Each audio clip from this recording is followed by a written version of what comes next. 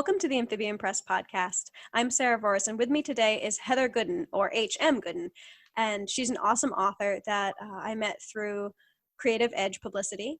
And just thanks so much for joining me today. Well, thanks for having me. So you wanted to talk a little bit about the Rise of the Light series that you have, which is your first trilogy. So tell me a little bit about the inspiration behind it and just what it's about for people who haven't read it yet. Sure. So I guess you could say that this series probably started when I was around 15 or 16. I used to have a reoccurring nightmare, and over the years, I went to university, kind of stopped writing for a while, had a family, and then after my last kid was born, I was kind of up at 2 a.m, wondering if this was the rest of my life. And the idea of that dream started to come back. And I decided that there was really no time like today to write that book I'd always been dreaming of.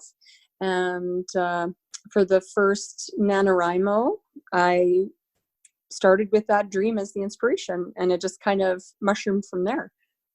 That's really lovely. I think it's interesting.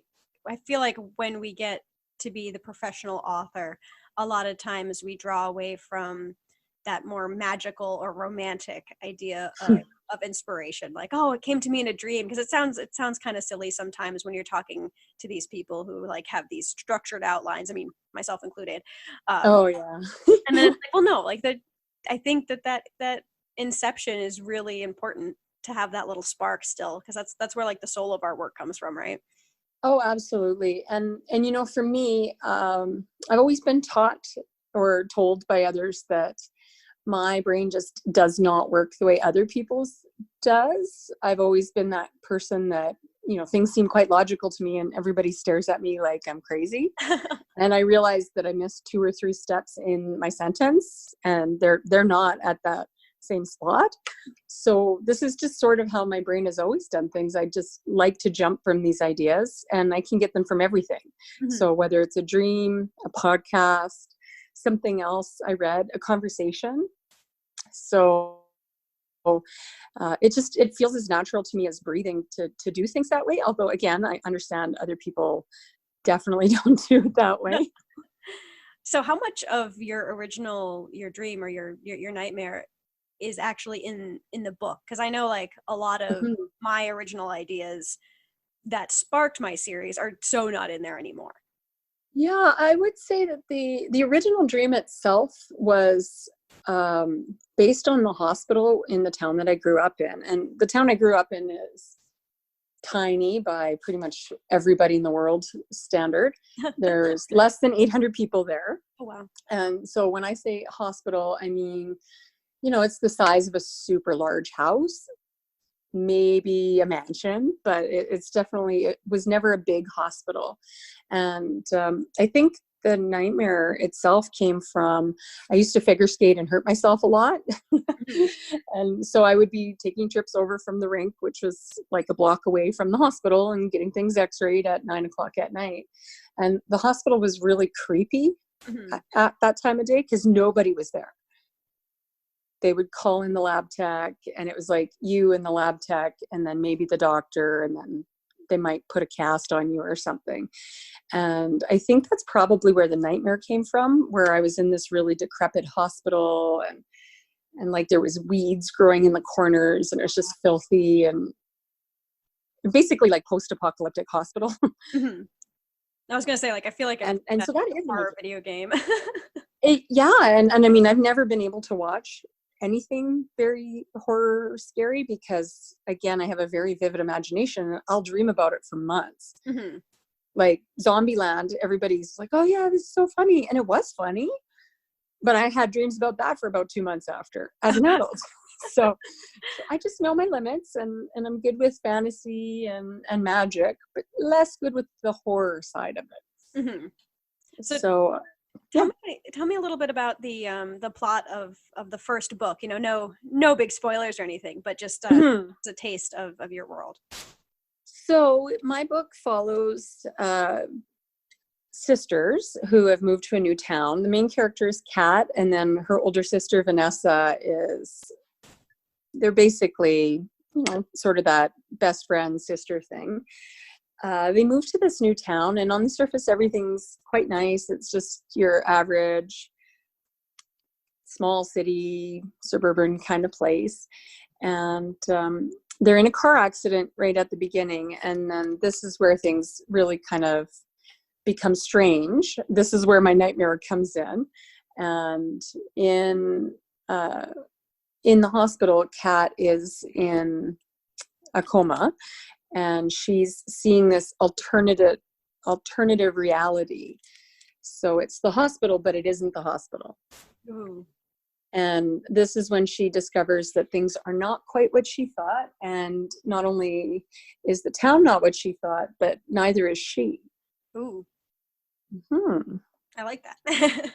So, yeah, and it all came out of that one dream. And of course, had to finish it and see where it went. And it went somewhere I completely didn't expect. I did not plot out the first book at all. I don't think I really plotted the second book. The third was a little bit more plotted. But I like it when I tell myself a story just as much as when I tell other people a story. Mm-hmm.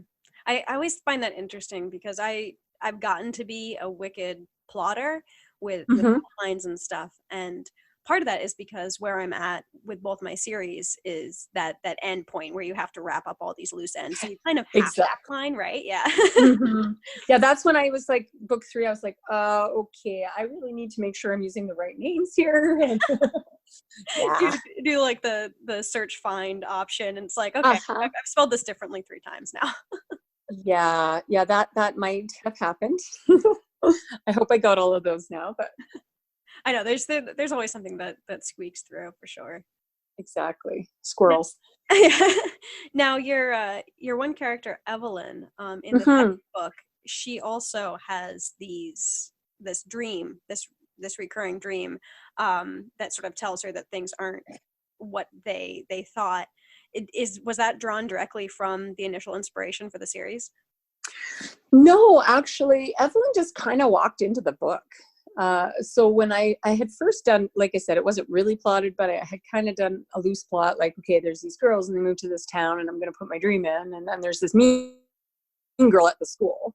Mm-hmm. Well, the mean girl never actually happened. Instead, it became Evelyn, who is definitely not a mean girl, ends up being Kat's best friend.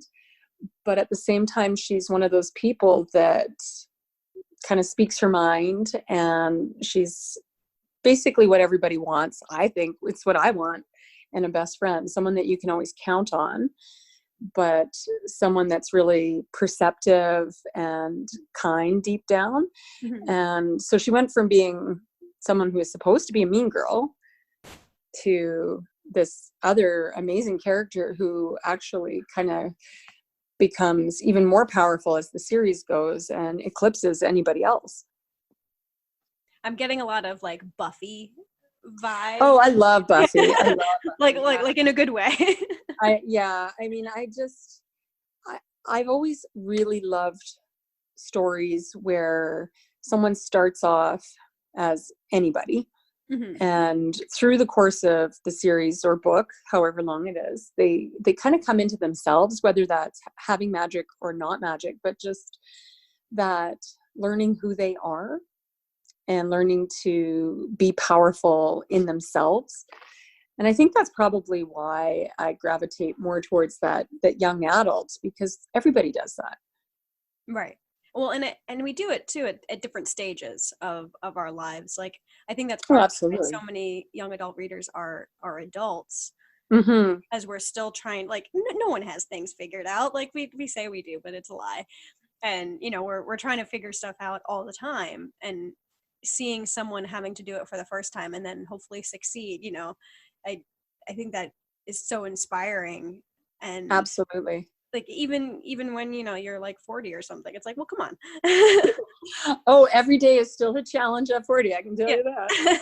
Although I may not tell you exactly how old I am. I have turned 40. Well, there we go. Spoilers for that, right? Yeah, spoilers. I feel just as immature as I ever did. So I know. I feel like I just turned 30, and it's like I feel like such a weight is lifted, because it's like, well, I don't I don't have to be like some perfect youthful whatever. It's like I can just coast this way. This is Oh yeah, absolutely. And I'm like, well, I look better than my brothers, so we're doing great. there you go. I don't have siblings to compare myself to, No. but It's uh, very helpful. yeah. So I noticed that you in Rise of the Light series, you have a character, at least in one of the short stories associated with it, named May, Hmm. and Hmm. a character by the same name in Dragons of the North. Is that the Yeah, same character? it is. Yeah. Ah, So I have a hard time saying goodbye when I create new people to hang out with.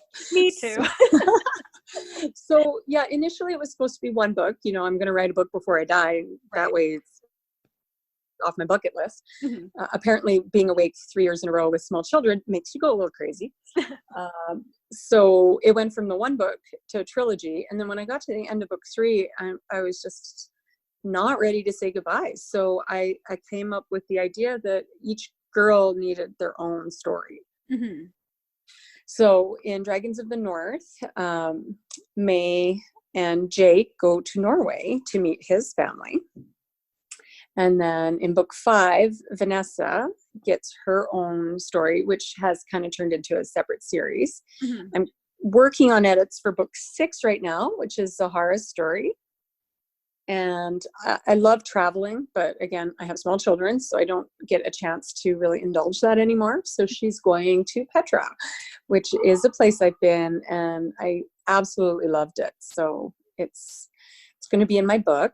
And then books 7 and 8, I have written the first drafts of, but they are not yet anywhere near ready for publication. I love that you have all these characters going to these different places, or from these different places, because I Hmm. think that's something that's so much fun to explore, especially with like an urban fantasy genre, because you can sort of delve into the mysticism of the place. And Well, I sure. love culture and I love history. Mhm. So I've always found that whenever I do write something, I had tried to write when I was in my early 20s. And I think at the time I had tried to write some contemporary romance or something. Mhm. And I stopped because everybody kept having magic powers. So I just ran with it this time. And, and of course, it's a lot easier to write when you're not trying to block something. Right.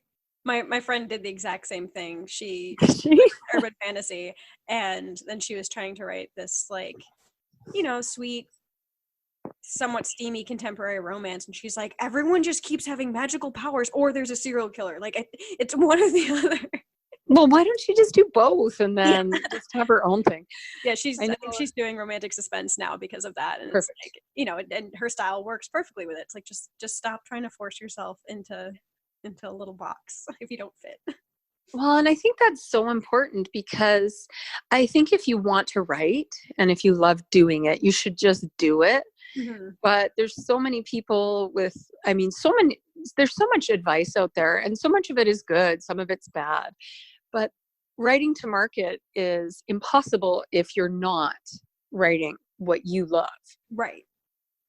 Yeah, it's just as important to, actually probably more important to be writing something that you're inspired by or you're passionate about, because that's like It going back to the shows. soul, right? Yeah, yeah, it It shows. shows every time. And I mean, I'm reading a series right now by Rachel Bishop. Mhm. I think the series is called The Others. The first book is written in red, and I can't stop reading it. I'm supposed to be working on my stuff, and I'm like, no, I want to read her stuff. She's so much better, you know. Well, I And think that shows, like, when, I mean, I'm sure she went through stages where she hated her work, because I think we all do, but when the seed of it is so true to you, mhm, it just shines through. You can tell. absolutely, and I think maybe that's why like the magic is in there, the history is in there. I've always found history fascinating, how I mean, history, like they say, it is the story told by the winners. Hmm. But what about the other groups, right? What about the mythology and the legends? I was that little kid that was taking out every single fairy tale book I could find at the library. Hmm. And all of that stuff has made its way back into my books. And not just the sort of European fairy tale, but every fairy tale I've ever heard. I think there's such a rich look at the sort of hidden part of a culture. Hmm. And I love being able to bring that into my books. Now, so obviously, you have a couple different cultures that you're drawing from. So how do Hmm. you weave these different mythos together? Because I think, there a lot of different authors do it in different ways, because there's so many different pantheons of Hmm. gods or demons or whatever, and some of them contradict each other, some of them don't. How do you weave those together in your different series and books? Well, I kind of start with, I think maybe it's naive, maybe it's simple, but I'm just starting with the basic premise of what if, Hmm. what if the myths all have a grain of truth, all of them. So whichever culture you go to, whichever legend or myth, there's a grain of truth. It might not be exact. So I kind of give myself leeway to go off of it a little bit because, again, it's a fairy tale. But at the same time, it allows me to bring in these maybe Greek gods and Egyptian gods, and then some Celtic gods without there being any kind of big rivalry. Like Robin, who shows up a lot in my books, is also, Puck or Pan or whatever you want to call him. And he's sort of the earth god from the British Isles. Hmm. But he's friends with, an Egyptian mermaid, and he's friends with an eagle goddess, and, he knows foxes from the Middle East. So Hmm. it's just, they all kind of know of each other. I love that because sometimes it's like, okay, they are all the same person just by different names, Yeah. and then sometimes they're all just like friends because they have the same powers, or they draw from the same source of their power, however the system works.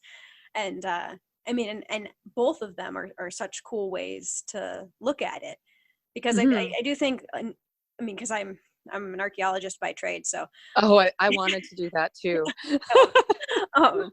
But I think a lot of times when you look broad strokes at these cultures, obviously they're all beautifully unique, but a lot of the same questions are being asked, and Hmm. oftentimes they're answered in a similar way, um, Hmm. at their core. And Hmm.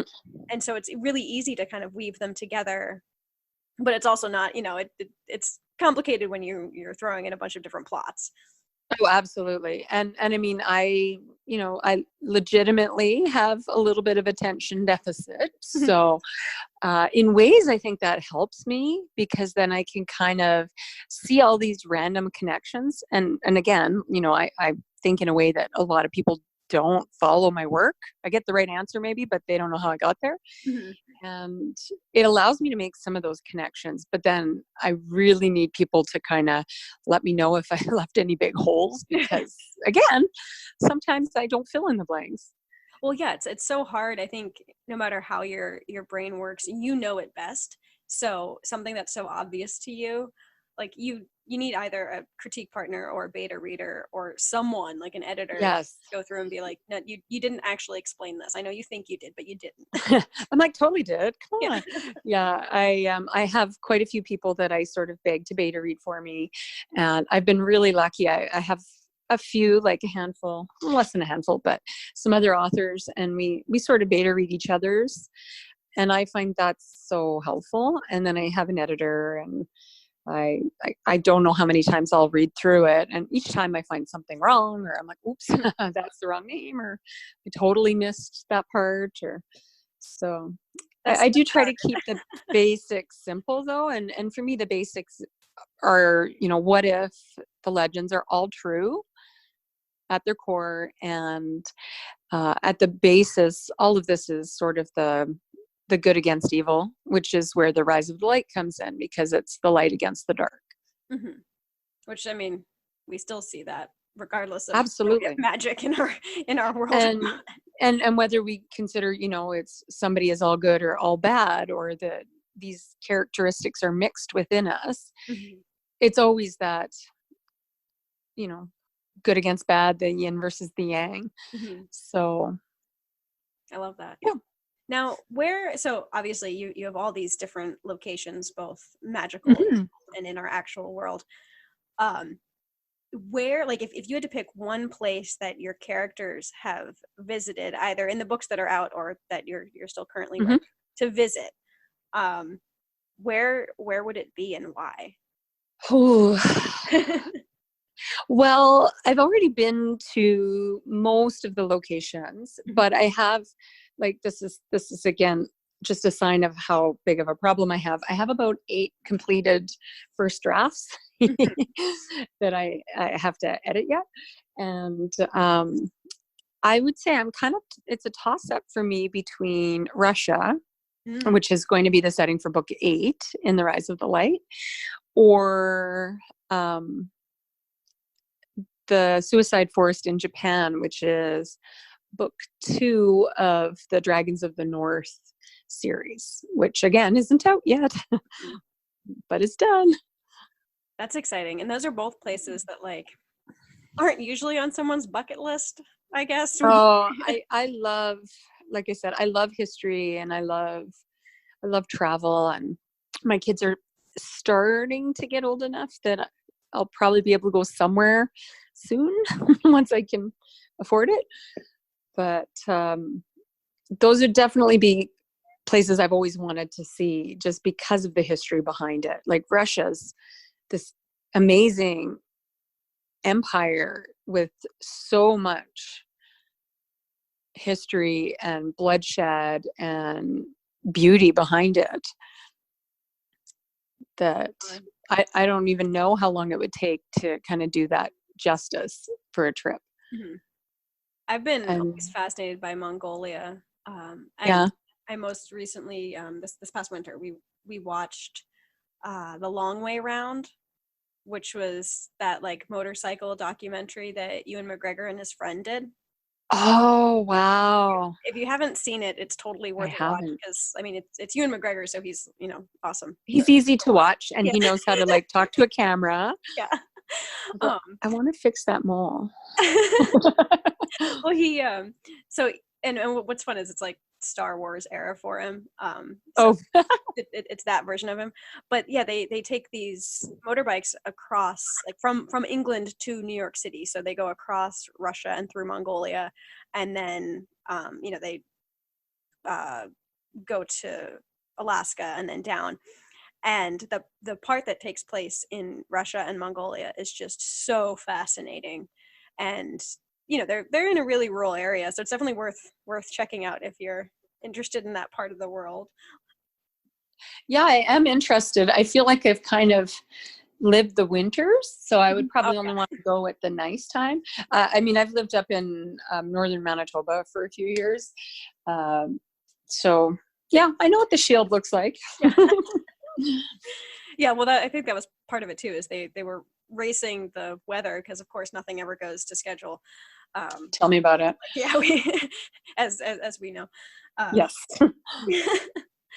so, sort of branching off here, how much of your daily life, because obviously you've mentioned your daily life sort of spurred you to write, but how much of it influences your actual work and your plot and your characters?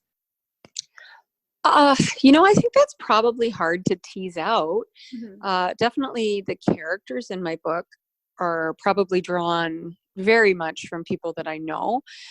Especially some of the parents. I'm like, yep, this is my friend's mom, and this is my friend's dad, and this is my dad. And you tend to put the people that you love and you hate into the books, because it's a lot easier to write a character when you know who they are.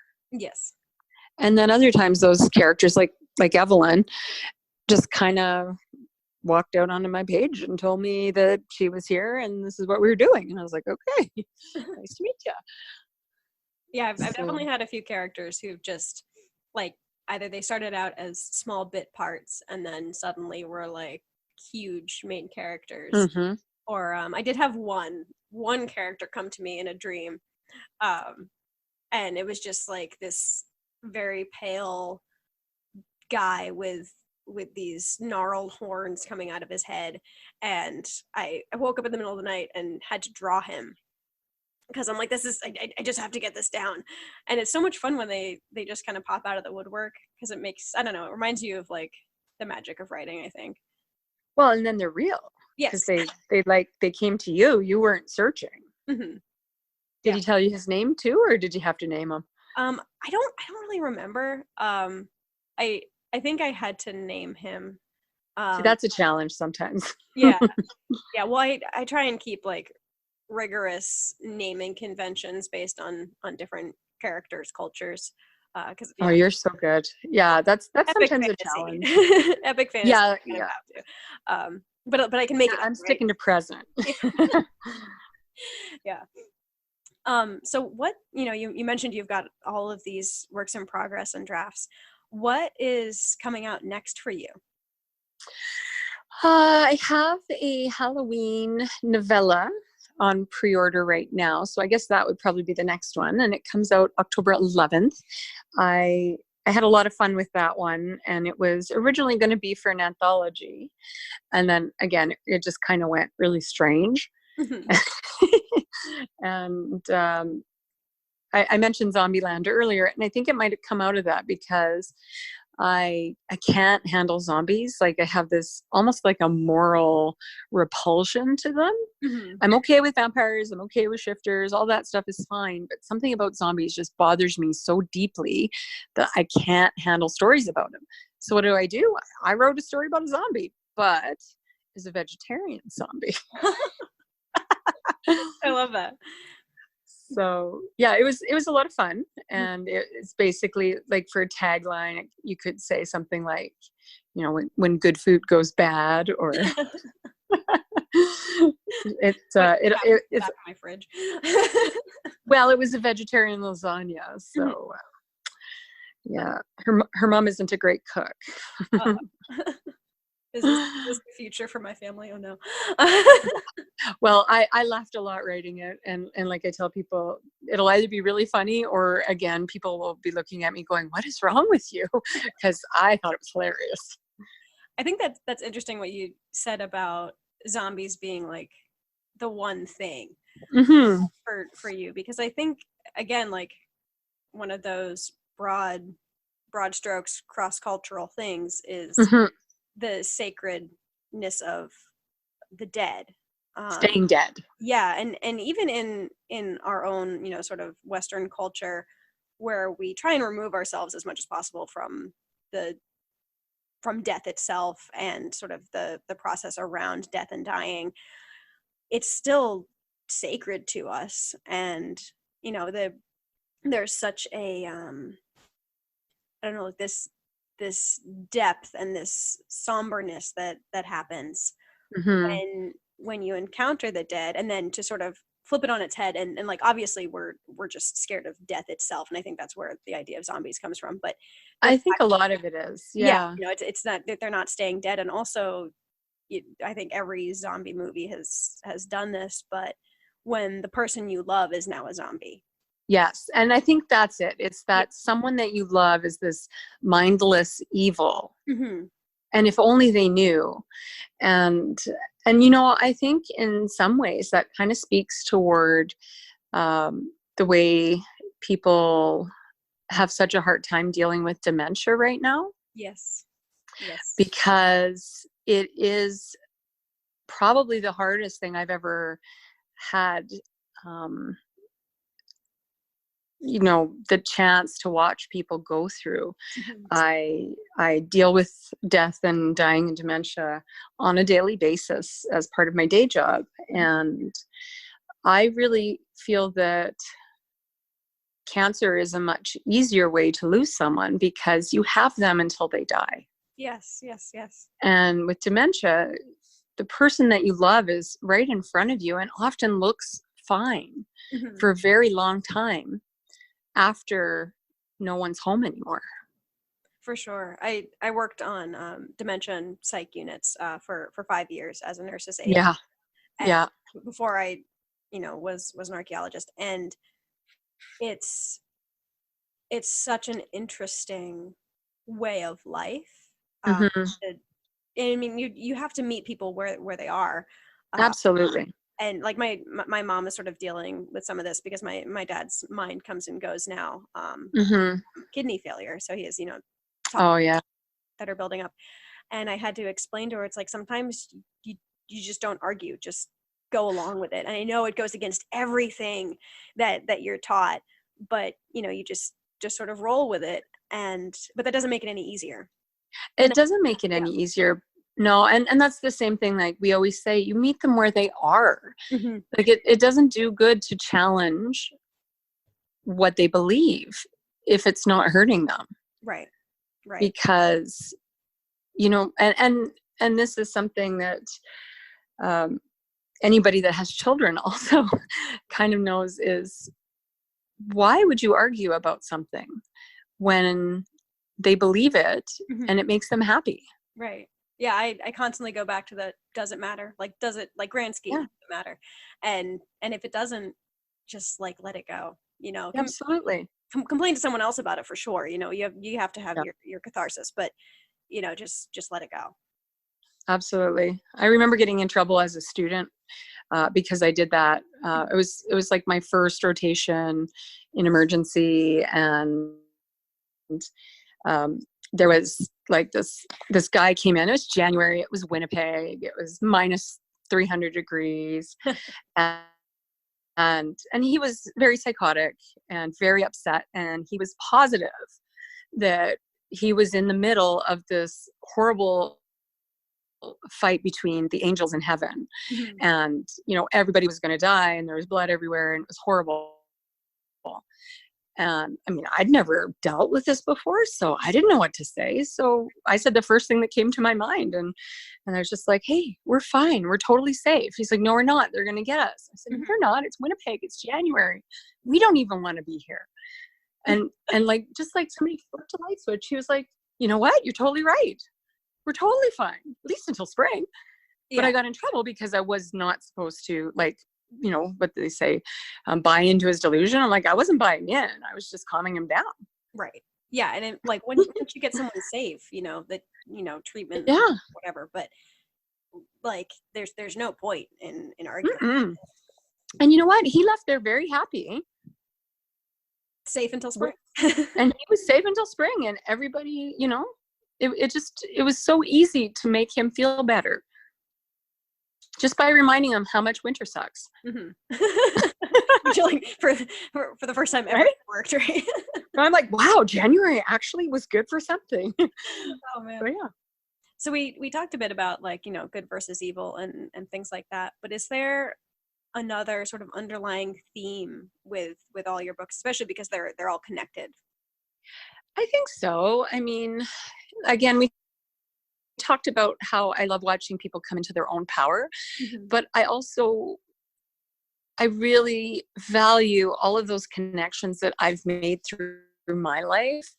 And no one gets where they are in life without other people there, Right. right? Even the people that at the time we feel like they've ruined our lives or whatever, they make us who we are. And I really like the idea of my characters starting out as a group of girls and not only learning about themselves and their own power, but learning to rely on each other, and knowing that, friends and family love you and are always there to help you. Hmm. You just have to, nobody can do it all alone. All you have to do is ask. I just love that. I feel like so many of the books that I'm gravitating toward, I mean, I when I was younger as well, but especially more so now, um, have this sense of community. And I And think we're all looking for that. yeah, we are. Especially, like, so I love the internet, and I've been able to find so many communities online that I wouldn't have been able to find or have access to, in the real world, so to speak. Hmm. I think a lot of people are still clamoring for that sense of community, especially because, we're used to those communities being real and being able to embrace each other physically and not just send like the ghost hug emoji gif thing. And and it's so true. I don't know if you've ever read Cal Newport, Digital Minimalism, No, I've but read it was a really good book. And I got the audiobook and I listened at 1.5 speed, which helps get through things, it. but while driving. What I really found especially important for me relates to this, because what they say in there is that the research has shown that we're all getting more anxious and depressed because we all belong to these virtual communities, Mhm. but our brain doesn't process that like a real connection. Right. So you could have 100,000 likes on something and it's like having a bag of chips instead of a steak. You Hmm. just kind of end up feeling empty. Like, yeah, it's nice. It makes you feel good, but it doesn't sustain you. Right. So I've been trying more and more to spend less time with social media and more time with the connections that I have in real life. Hmm. And I have really found that my anxiety has really decreased quite a bit since I took Facebook off my phone for about a week.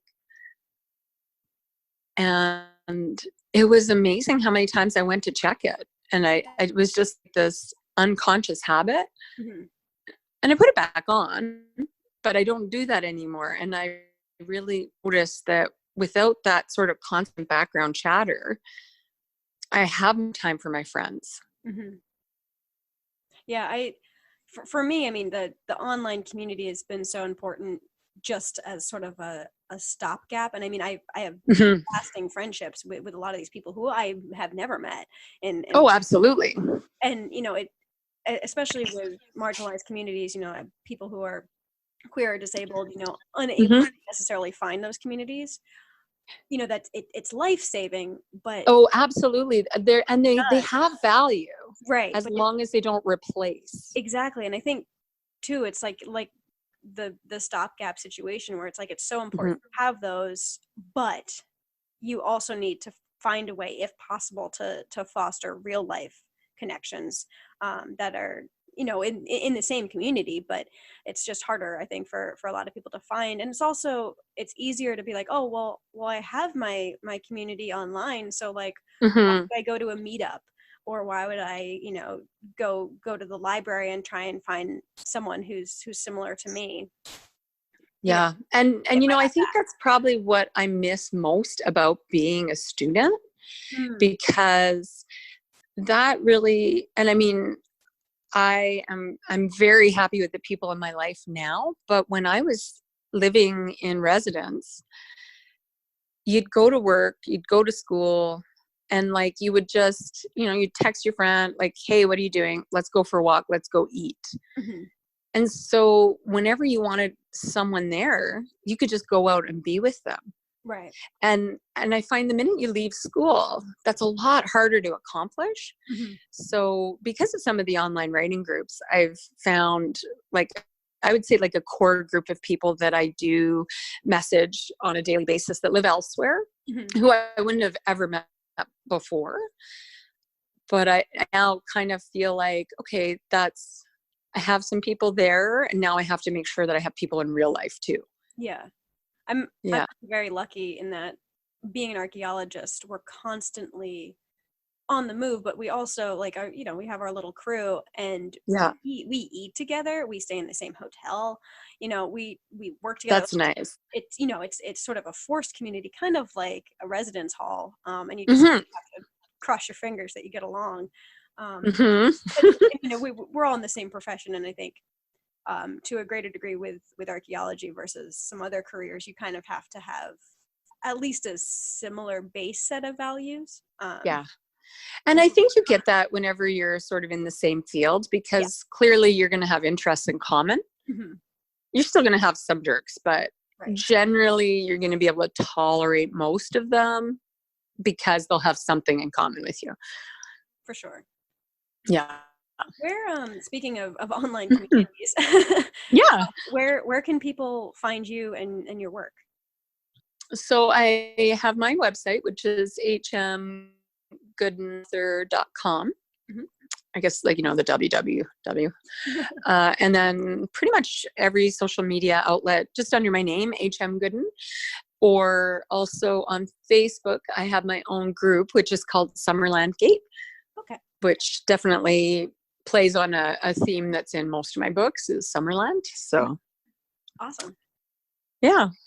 Well, I think that's about our time. But thank you so much for joining me and weathering the snowstorm and the internet issues. Well, and thank you so much for being patient. I Oh know yeah, the connection wasn't awesome earlier, but it seems to have kind of held up, which oh is yeah, wonderful.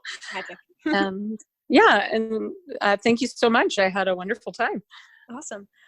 Well, this has been the Amphibian Press podcast, and I'm Sarah Forrest. And with me today was Heather Gooden, an awesome urban fantasy author. Thank you so much for listening.